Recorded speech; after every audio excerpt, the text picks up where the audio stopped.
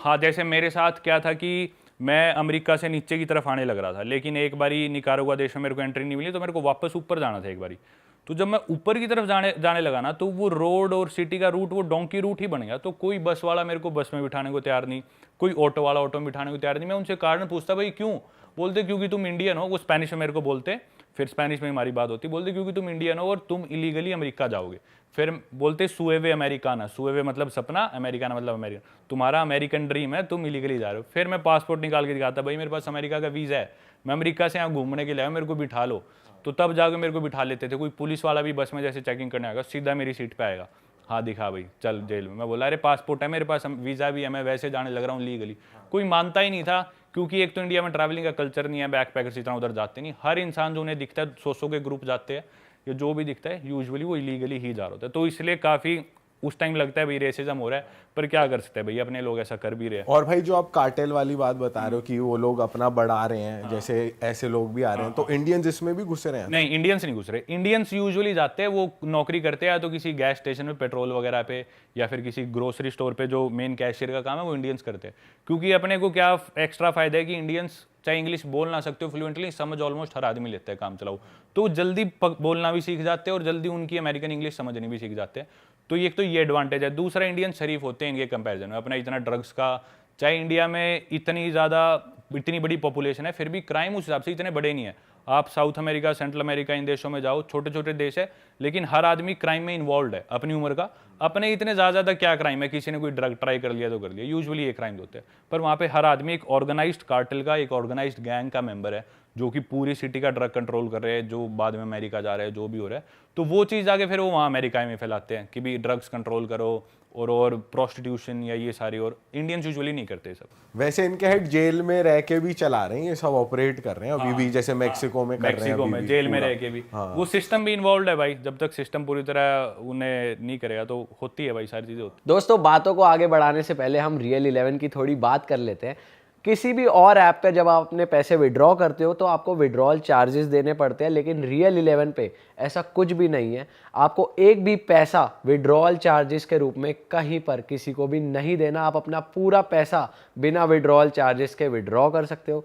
साथ ही साथ किसी भी कंपटीशन में एंटर करने के लिए सबसे कम एंट्री फीस रियल 11 पर लगती है। तो आप सबसे कम एंट्री फीस के साथ किसी भी कॉन्टेस्ट में एंटर कर सकते हो। और एक और चीज़ दोस्तों, आपको अपनी डिपॉजिट पर जीएसटी नहीं देना। तो रियल 11 आपको ऑफर करता है जीएसटी फ्री डिपॉजिट्स। तो बताओ, इससे बढ़िया ऐप कहाँ होगी यार किसी भी मैच को एंजॉय करने के लिए।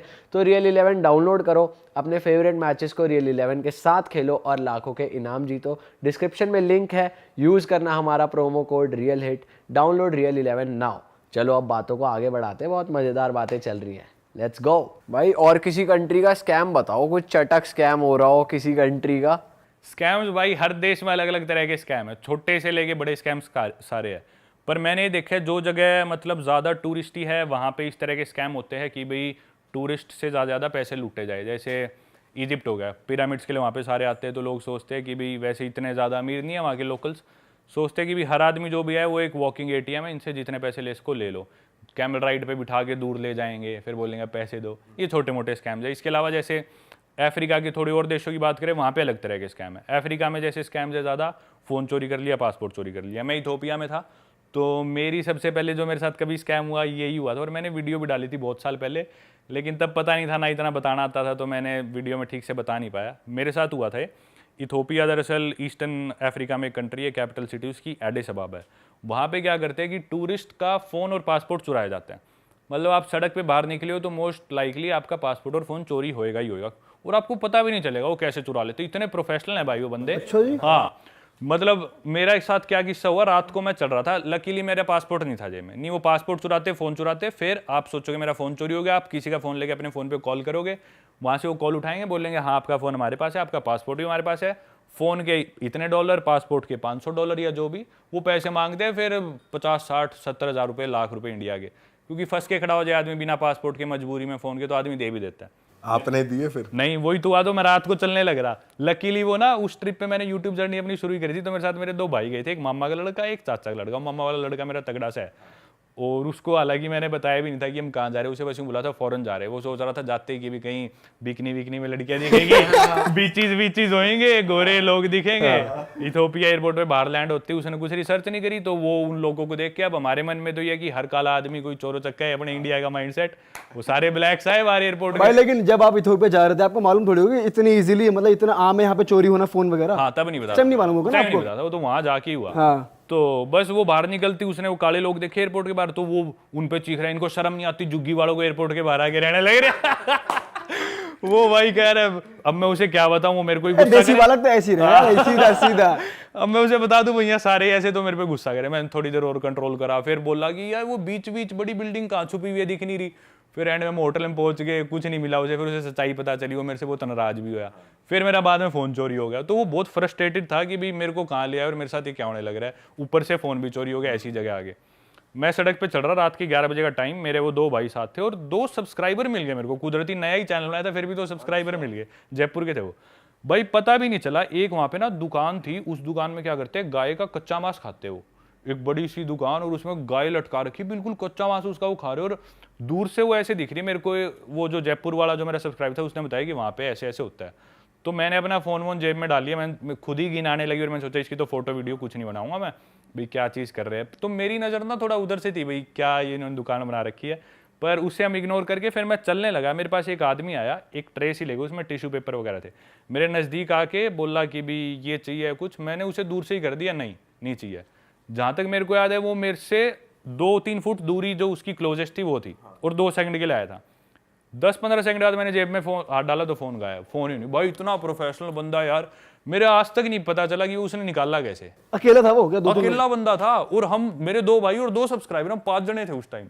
अकेले की इतनी हिम्मत, रात के 11 बजे आए। वहां पे वो बोलते कि अंधेरा होए बाद सड़क पे निकलो ही मत, ये रूल है अफ्रीका का, मोस्टली कंट्रीज का। निकल रहे तो आप बेवकूफ हो। हमने सोचा हम लड़के हैं, 5 लड़के हैं, 5 जवान है, हमें कौन क्या कहेगा। आया वो अकेला ही निकाल के ले गया, पता भी नहीं चला।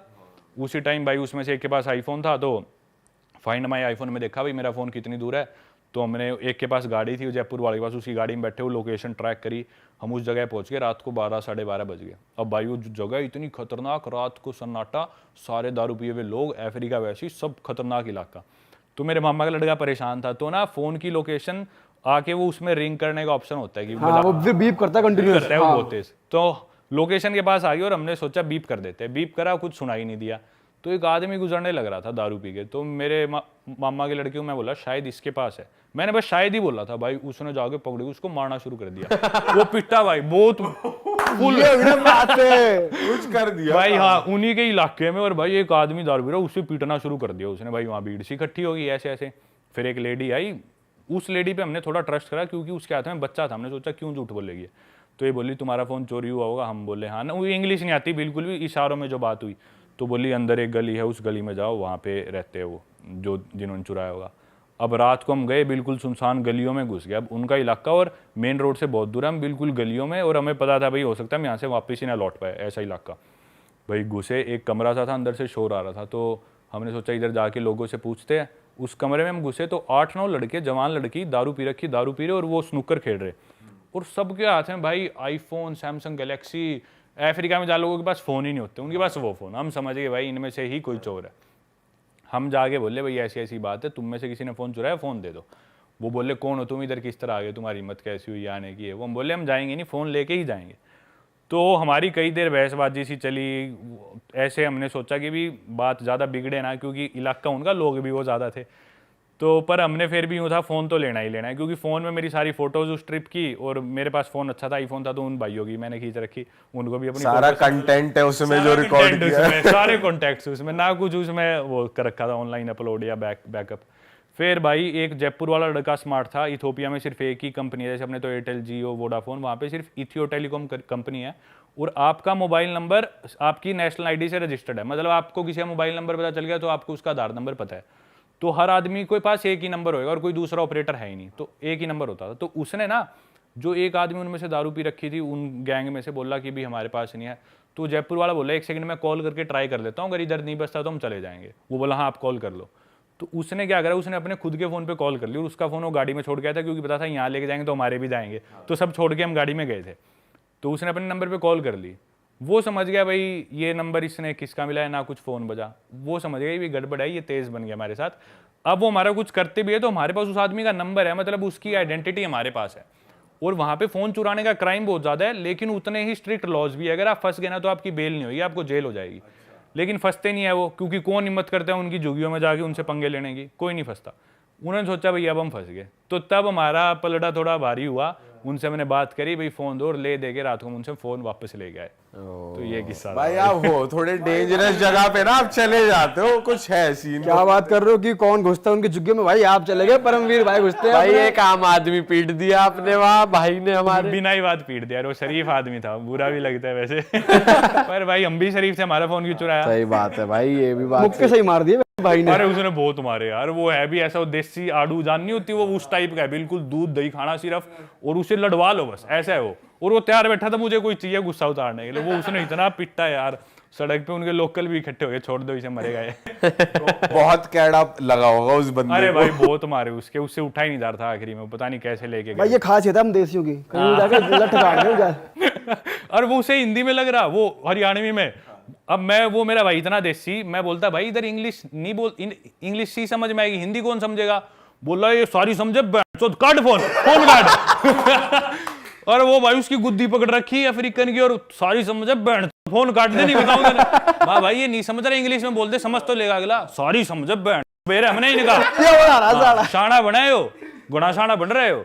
और भाई उसके एक बात बोले हरियाणवी में, एक मुक्का, एक गाड़ी पे एक मुक्का भाई वो बिल्कुल सनी देओल बन रहा। भाई आपको ना भाई को किसी और ट्रिप पे भी ले जाना चाहिए। ओ भाई वो मेरे साथ पीछे पड़ा हुआ उस ट्रिप के बाद से। भाई अब कोई अच्छी जगह ले जा, तूने मेरी जिंदगी में एक ट्रिप मिलता है आम बच्चों को घर पे, उसने इतनी मन्नतें करी है, वो जाऊंगा और बोला तू ले गया अफ्रीका। और वहां आपको कंटेंट देंगे वो बढ़िया, कहीं लेके जाओगे ना, और इस बार पार्टी वाली जगह लेके जाना। उसके वो एक बार लेके जाना पड़ेगा भाई।